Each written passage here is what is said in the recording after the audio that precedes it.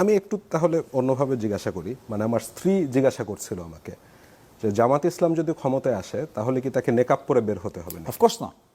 এবং জামাত ইসলামী ক্ষমতায় আসলে নেকাব পরে মানে মানুষের ব্যক্তি স্বাধীনতায় যার যা স্বাধীনতা আছে, মানে বাংলাদেশের মুসলমান আর সৌদি আরবের মুসলমান তো এক না। এটা না না না, দেখেন, একটা জনগোষ্ঠীর কালচার কৃষ্টি সম্পর্কে ধারণা থাকাটাও জ্ঞানের অংশ।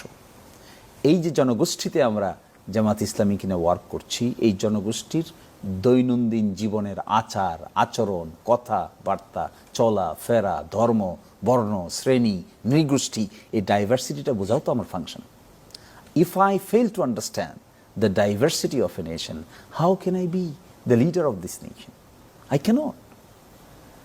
So considering that aspect, Jamaat Islami we will take very pragmatic, innovative, creative decisions. এবং সেই ক্রিয়েটিভিটির মধ্যে কি থাকবে, এই প্রশ্ন আপনি কখনোই দেখতে পাবেন না যে Jamaat Islami will interfere in the privacy of a person. ইন্ডিভিজুয়ালিজমকে আমরা আঘাত করতে চাই না, কোনো ব্যক্তির ইন্ডিভিজুয়ালিজমকে আমরা কখনোই অ্যাটাক করতে চাই না। Privacy must be protected, everyone's privacy must be protected. হ্যাঁ, পাবলিক ডোমেনে যদি আপনি সেক্সুয়াল অফেন্স করেন, এটা তো বাংলাদেশের আইনই। পাবলিক ডোমেনে যদি আপনি আপনার অফিসেও যদি কাউকে অযথা সেক্সুয়ালি হ্যারাস করেন, এটা বাংলাদেশের আইনই তো অফেন্স।